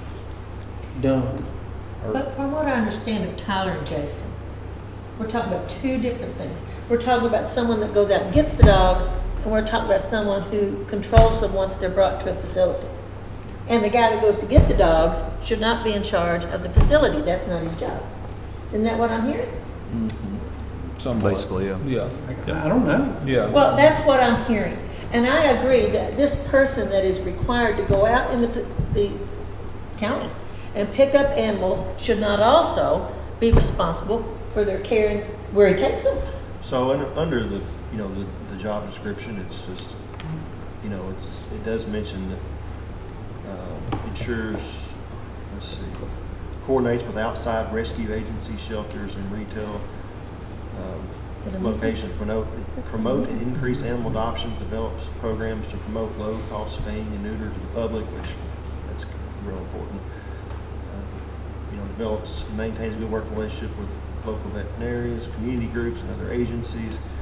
So as we seek this person or whoever we hire, we that's part of their job. We want them to be the ones that are coordinating that with.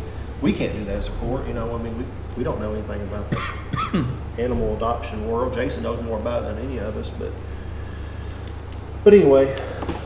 No, I get it. I guess I don't have it in my mind wrapped around it. Here's my litmus test. I always have to be able to stand on the sidewalk or stand in Walmart or Piggly Wiggly, and when somebody comes up to me and says, what is this position doing, and what are they achieving, what the goals, and how's it being operated, and I just can't answer that. And, you know, that's always been my train of thought. If I can't answer it sitting in this seat, how do I tell my constituents that I just spent, you know, I don't know what this position pays. You can tell that $50,000, you know, and what they're doing, and, you know, I mean, I guess I'd rather see that operation, you know, listed out, you know, what we're doing and how we're handling intakes and, you know, X, Y, and Z. You know, y'all say one person can't do it. I believe you. I 100% believe you. I have no doubt that y'all are telling me the truth. I just don't know that. How many ACO calls did the prior one do, say, in a week's time? It's daily. I mean, it's several a day. Really? Oh, Yeah, it's more than you realize. I mean, just like Saturday night, I got called from dispatch because a woman had found a cat that had a broken leg and was malnutrition and wanted somebody to come and help the cat. They're daily. I mean, it's. And what did you do about that? Well, I talked to Jason, and honestly, one of my deputies went and got the cat and adopted it himself. But that is a policy, something that the county. Yeah, we're going to answer cat calls. We're going to get a lot of cat calls. We may have a snake out of them. What are you going? You know, that's my point. What are you going to answer that? Looking at it when she woke up. There's a lot more to it, even. But back to the budget, we knew. It's a busy job. There's days. We knew whenever we did this that we was going to blow the budget out of the water. Which is part of it. We either do it halfway or we do it right. And I want to do it right. Y'all know me. I want to do it right. Take a bulldozer down there tomorrow and tear it, build it down, build it new. What, you know, that is prudent. I can tell my constituents their money went to good. That's the reason I won't vote to spend another dime on the building. But the doors can fall off the hinges. I'm they not voting. they have. Well, I'm not voting. I'm not doing it. That joke is But when your constituents ask you what this lady does or whoever it's going to be, I mean, you can tell them that they're gonna facilitate 1,000, 1,200 animals a year to homes, and so we don't have to euthanize them. So my question, I guess, to the board then, are when we are taking over this new duty, are we answering that cost? That's my point. Yeah. We haven't answered those I mean, questions. are we doing emergency calls in the Are we going to afternoons? answer when somebody calls, because that's the biggest complaint we Yeah. used to get, is they will not take my cats. Okay, are we going to take cats? That's something the And, court you has know, to we decide. haven't determined that. Are we gonna pay overtime on weekends for a deputy, for our animal control officer to come in and, you know? I think that the shelter director would need to work with an organization that wants to take cats. And that wants to adopt cats. And realistically, we can sit here and we can talk about this whole position, but we don't have a plan, but we also don't have anybody to facilitate a plan, and that's what this director's position is gonna be, is to get the plan together and bring it to court and say, this is what we're doing. You finally said something that might get me to vote the other way. Made. I make a motion to have the second reading of ordinance number 23-230-03 relating to the amendments to personnel policy and procedures compensation plan as presented. Second. All right, I have a motion and a second. Besides Thomas, anybody else got any discussion? I'm just kidding, Thomas. I made one statement, I said I was done. I said I was done. Yes, ma'am. Does the shelter, or what, does it have a time of the year that they would maybe like do spay and neutering at like half cost? Or We would that just did help? that. You just did that, okay. So the state we apply for a grant every year to the state, and then it's a matching grant, and then the county's always been generous to pay the matching part. So it's 5,000. 5,000. So the county's 2,500 and the state does 2,500, and we take that 5,000 and we spay and neuter what we're able to, like on site, like of our population, and then what's left we offer it to the public. Oh, that's So when they take a dog, or when they take a dog in, do they, and it's given up for, to stay there. Do they, will they spay and neuter that dog while it's there? Before it's adopted. Before it's adopted. And that's what your adoption fee covers, is vaccination, spay and neuter, and. But then like the public, would they be of knowledge to come to the shelter and say, on the second week of September, we're doing this for half price? I mean, it's possible, yeah. Right. But, I mean, the county's not gonna do that. We'd have to work with the Humane Society Right, okay. or another nonprofit to do stuff like that. It just seems like it would knock the population, Right. Spay and neuter. We've done that grant every year for the 5 years that I've been involved. Okay, cool. All right, we have a motion and we have a second. If there's no further discussion, Chris has got something he wanted to add. go ahead, I'm sorry. I'm bothered a little bit, that so much of this is lumped together in this one motion, we've got road positions, and I share the same feelings that Thomas had. I mean, I'm not against the director, I'm just sort of against advertising for a director right now. Meaning, like, I'd rather let the officer get hired, let him establish, maybe he's gonna come to some of the Humane Society board meetings, make, some introductions and whatnot. I'd love to have that feedback of that officer a little bit before we hire the director. Well, so we have people in place that can, okay, from what I'm understanding, we have people in place at the shelter that can take animals from the officer who Steve sends out. And you're wanting them to just keep doing what they're doing, which has... I don't know. It's like Thomas said, there's a lot of undefined issue there. I'm not against the description of the position. I just don't feel like we're ready to advertise for the person. At least I haven't. Well, I mean, we can, here's where we run into the problem. We're giving almost $10,000 a month to the Humane Society, and we're sitting here every day with no decision. And if we only come twice a month and meet and we keep having these same discussions, we're not going to get anything done. We're gonna be having the same discussion in December. It's been several months since But I've been I here. guess there's no, like, plan of expectation of what that daily work environment is to be for that director. At least, I don't believe I've heard it. I guess my question would be, we had the first reading, what's changed your mind since the first reading? Well, here's the deal. I do like you. There's, as the day this person's hired, they'll go to work and have more work than they can handle. Trust me. And I'm gonna go out there with them, and I'll make sure it works because it has to. We can't just stop taking animals for 30 days while we try to figure this out. That's the whole thing. It would be just like the jail. I mean, you can't stop. Well, something Steve's that's gonna open. keep getting calls. Yeah. So, I mean, we got to we made the decision in June. We made a drastic decision in June with no plan, and we're working on this plan as we go. So, I mean, this is the next step to the plan. I think we need somebody.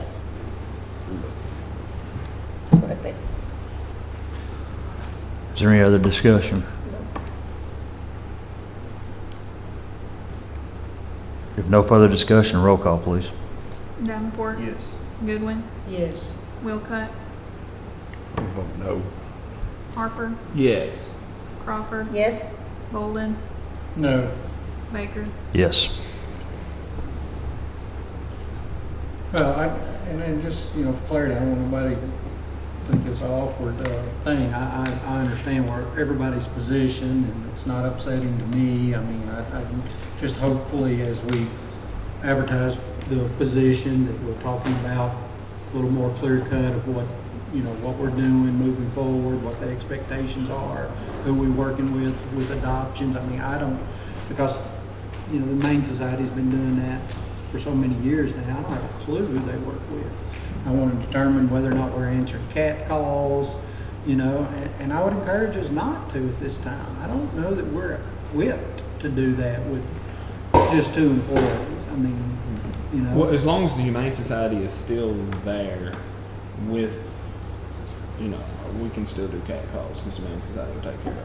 Okay. And I mean, and even we've had a few cat calls that the Humane Society couldn't take care of, and Best Friends immediately stepped in and took care of them. So I mean, we've got working relationships. We've just got to keep them going. I understand. Appreciate it. I know it's a lot on you, Jason. I appreciate your efforts. Jason's worked real hard. Tyler's worked very hard on this, making this happen. So I just want to say I appreciate them. I'll tell you what, before we move on, can we take a quick 5-minute break? Recess. Tyler, can I have one? Thank you.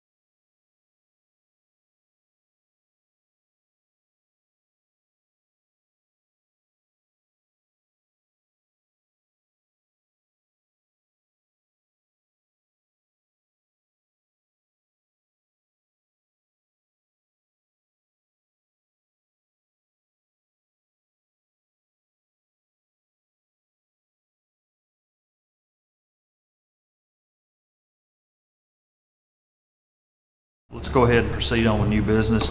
Number 8, hold the first reading of ordinance number 23-110-01, an amendment to ordinance number 11-110-01, an ordinance relating to the reapportionment and redistricting of magisterial districts of Logan County. This is just the first reading of the reapportionment. Motion to approve. Second. I have a motion and a second. Do I have any other discussion on this? With that being said, I know there has been some discussion on these lines and such. Do we need to work on calling a special called meeting to get together to discuss this? No, I don't think so, but I did call some of the people who set these up before I came today. Who might that have been? Well, I called Miss Sullivan. I'm sorry? Miss Sullivan. Okay, from well, Auburn. okay. Yes, because she was one of them to help Yes, ma'am. plan it. Yes, ma'am. And I recognize that they are expecting Auburn to continue at the growth rate they are. Yes, ma'am. And that's the reason they took so many out of mine, and it kind of shocked me that there was such a difference. But she says they're expecting that much more. Absolutely. The only question I had, and it's no big deal if it's not possible, because she said it's impossible for you to change it now, from what I understood from her. Well, it doesn't become ours until after yes. the first reading. Anyway. After, yeah, it becomes yours to discuss after the first reading. That's why I asked about the special called. Yeah. Because once you guys adopt it on the second reading, it is grace. It's the way it is. Yeah, okay. So do we want to go ahead and make the first reading official? Yeah, we can make the first reading, and then it becomes yours to discuss. Okay, thank you. So after we do this, then we can discuss it. Okay, all right. But if it's gonna be really, really lengthy, then he's talking about a special call meeting. We don't need that. Okay, all I right. have one question. I had to, who, first and second? Okay, is there, Hannah's got it. She got it. If there's no other discussion, I'm gonna ask for roll call, please. Davenport, Yes. Goodwin, Yes. Millcut, Yes. Harper, Yes. Crawford, Yes. Bolden, Yes. Baker. Yes. All right, next up, and forgiving me for this, for the treasurer report getting moved to the bottom because I was not looking for that one. So treasurer's report, Miss Amanda, will you please come up?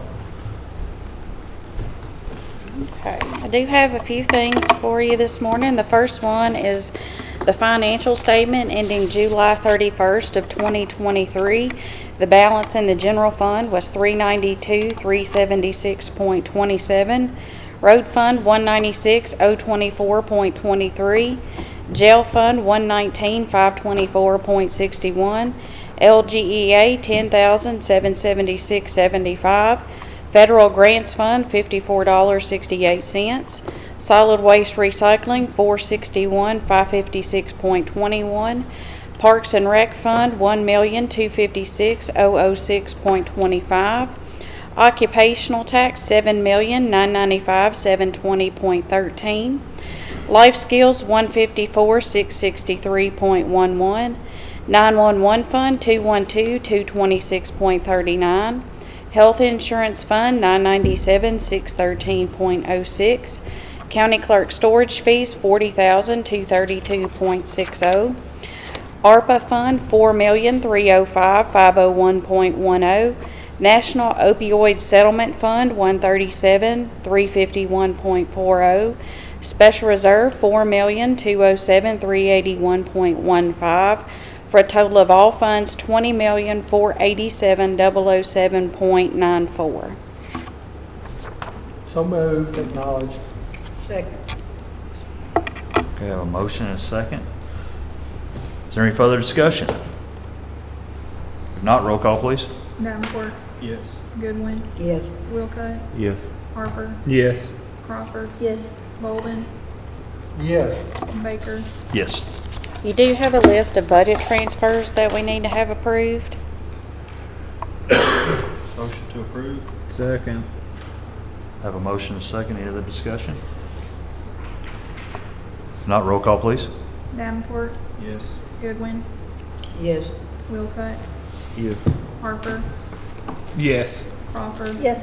Bolden, Yes. Baker. Yes. And I do have some cash transfers for you today. We need to transfer $375,000 from the Occupational Net Profits Tax Fund to the Jail Fund.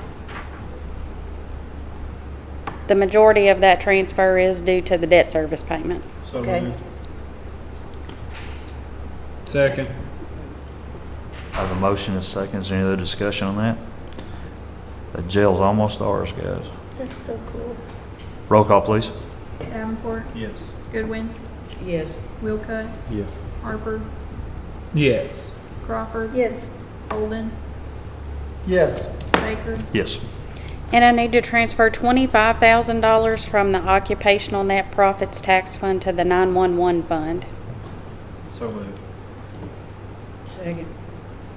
I have a motion and a second. Any other discussion? If not, roll call, please. Davenport. Yes. Goodwin. Yes. Wilcutt. Yes. Harper. Yes. Crawford. Bolden. Yes. Baker. Yes. That's all I have for you. Thank you, Ms. Amanda. We have no reason to go into executive session. Is there anything for the post agenda?